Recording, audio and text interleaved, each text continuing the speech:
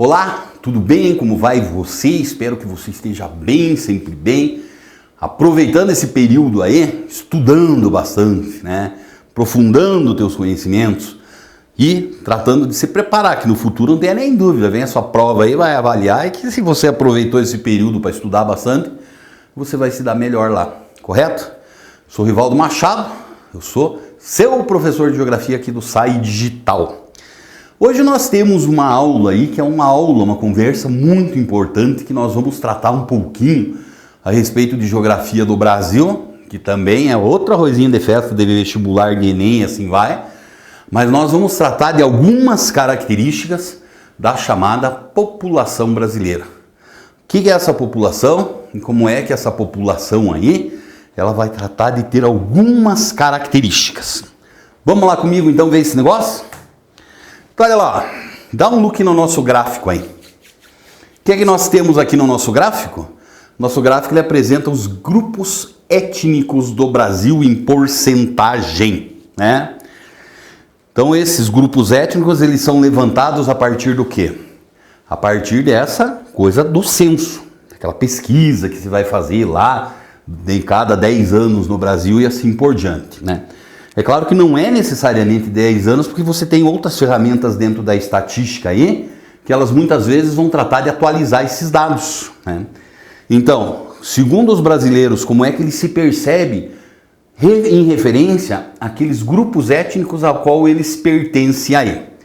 Então, olha lá, maior parte dos brasileiros, 47,51% desses brasileiros, eles se consideram brancos, quase a metade da população, né? Mas daí nós temos na sequência, com 43,42% deles, eles se consideram pardos, né? O que seriam pardos? Seriam os mestiços, né? Principalmente aí descendentes de brancos e negros. Daí nós seguimos aqui, ó, 7,52% deles se identificam como negros, né? Daí os grupos menorzinhos que nós temos aí, sendo que aproximadamente 1,1% deles amarelos, 0,42% indígenas. Então essa é a nossa formação étnica do Brasil. Essa formação étnica ela está diretamente relacionada com o quê? Com essa ideia que nós encontramos no Brasil, que desde a sua formação, a nossa população ela é uma população que ela se formou a partir da chegada de uma quantidade de grupos os mais diferentes possíveis, né? Então nós sabemos que já existiam aqui os nativos. Alguns calam em 4 milhões, outros em 6 milhões e meio de nativos, mas a gente não sabe exatamente o número. E entre esses nativos nós acabamos encontrando, geralmente a gente se refere assim, os índios no Brasil, né? Mas existiam grupos completamente diferenciados, né? Mais tarde nós tivemos a chegada aí do colonizador europeu. O que é que esse colonizador europeu ele tratou de fazer? Ele tratou de, num segundo momento, trazer aí o terceiro grande grupo, que também existem diferença entre eles, que nós tivemos os negros, né? Então, diferente de outros países aí, o que alguns da sociologia acharam de chamar isso de democracia racial, no Brasil nós tivemos uma forte miscigenação entre esses grupos, né? O branco, segundo acredita-se, prevaleceu aí, mas o negro e também os pardos, eles existem em grande quantidade. Infelizmente, quase que os indígenas, por assim dizer, eles desapareceram aí. Mas então, o que nós temos no Brasil? Nós temos no Brasil um país que ele é formado por uma complexidade étnica, que é uma coisa muito grande.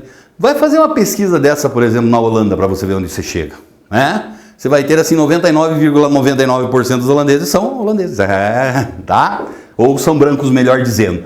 Então guardar essa ideia, que aqui nós temos uma complexidade de etnias, né? E é isso que forma a população brasileira. Mas como não poderia ser diferente também de qualquer outro tipo de população, a nossa apresenta uma dinâmica. Então é isso que nós vamos começar já a dar uma olhadinha na nossa aulinha de hoje. Dinâmica populacional e suas principais características. O que é que vem se alterando no Brasil nos últimos anos? Quais são as características dessa alteração aí? Tá? Então, olha lá, para começar a ver isso, nós vamos lá nas chamadas pirâmides etárias do Brasil. Vem comigo aqui para você entender isso. Então, nós pegamos aqui duas pirâmides etárias para nós fazermos a nossa análise. Uma pirâmide etária, digamos assim, mais atualizada, do ano de 2020, ela mostra uma população de 215 milhões de habitantes, aonde nós vamos acabar tendo que a segunda é de 2060, com uma população de um pouquinho mais de 236 milhões de habitantes aí. Certo? O que é que nós acabamos encontrando aqui? Se nós fôssemos buscar uma pirâmide anterior, o que é que nós acabaríamos encontrando? Pensa assim, ó, uma pirâmide de 20, 30 ou 40 anos atrás. Basicamente essa pirâmide lá, ela seria aquela pirâmide clássica de uma região subdesenvolvida. Onde nós acabamos tendo o quê? Nós acabamos sendo que seria uma base muito larga. Isso refletiria que no Brasil, aqui num passado não tão distante assim, nós acabaríamos tendo o quê? Uma quantidade muito grande e significativa de jovens na nossa população, certo? Bom, mas só que nós sabemos muito bem que uma das funções do estudo da demografia, e são representadas através das pirâmides demográficas, consiste em quê? Consiste em você mostrar essa dinâmica da população brasileira. Então hoje nós sabemos e temos uma clareza muito grande a respeito disso. Olha lá o que aconteceu aqui. Nós temos mudança na nossa população. Então, em 2020, a gente já percebe uma outra realidade dessa pirâmide aqui. Presta atenção lá, ó. Já a partir da década de 90, se percebeu isso aqui. O que é que significa isso aqui? Significa que nós encontramos aí que hoje as taxas de natalidade no Brasil, elas vêm diminuindo e elas vêm diminuindo muito significativamente. Então, se nós formos pegar essa população menor de 24 anos, ela vai ser menor que o número necessariamente acima, ou na sequência ali. Tranquilo? Então, isso significa dizer o quê? Que cada vez mais nós estamos marchando para a nossa transição demográfica.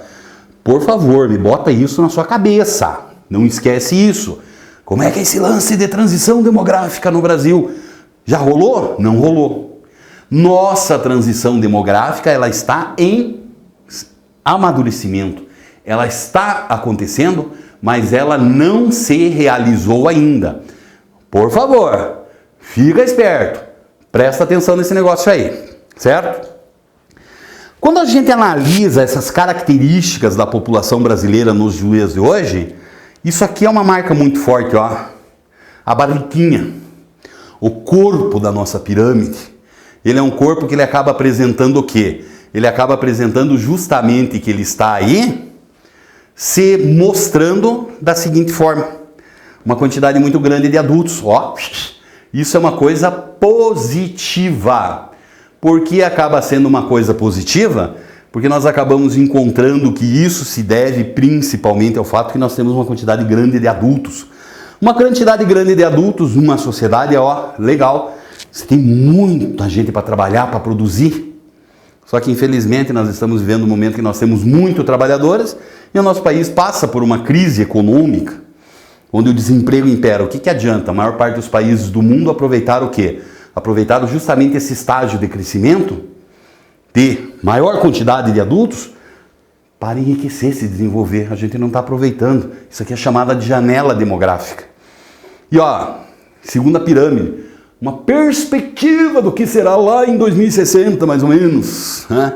Percebe que essa tendência aumenta, mas nós vamos ter cada vez mais uma quantidade de idosos na nossa população. Né? Então nós somos uma população que está amadurecendo, que está mudando de fase.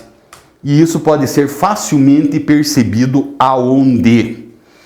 Isso pode ser facilmente percebido aqui, ó. Presta atenção.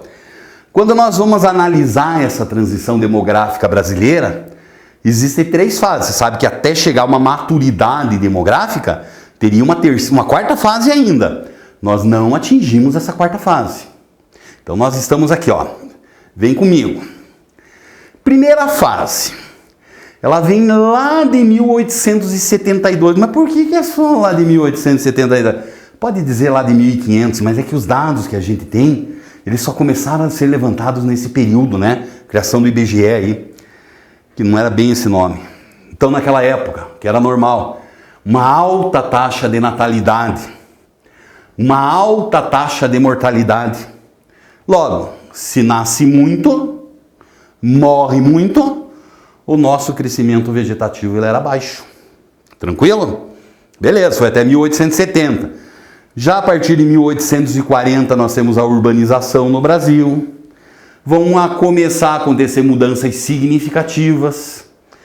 É uma população que, né, principalmente ali por volta da década de 50 e 60, ela se transforma em uma população urbana.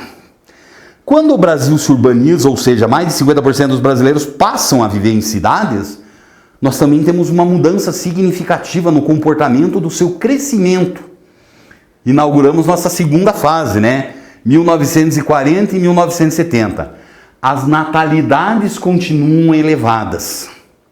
Mas, por outro lado, nós percebemos que acontece uma queda muito grande aí das chamadas mortalidades. Toma cuidado aqui, ó, que esse número é 1940 e não 70, a primeira fase, eu me enganei aí.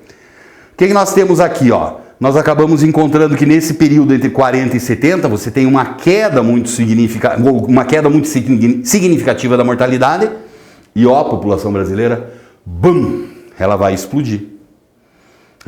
Então nós sabemos que é chamada de explosão demográfica, esse momento aqui. Finalmente, a partir dessa década de 70, a urbanização já é um processo que está se acelerando no Brasil numa velocidade muito grande, a metropolização está presente aí. Até os dias de hoje, o comportamento demográfico da nossa população, ele é um comportamento demográfico que ele começa a passar por algumas mudanças. O que significam essas mudanças aí? Baixa taxa de natalidade, baixa taxa de mortalidade, e daí isso aqui explica as pirâmides que nós vimos na tela anterior lá. O que vai acontecer com essa pirâmide da tela anterior lá? Vai acontecer que ela tem uma queda e uma queda muito significativa também da sua base, né? Naquele mapa, naquele gráfico que nós tínhamos da transição demográfica, estamos entrando lá na nossa terceira fasezinha, por assim dizer.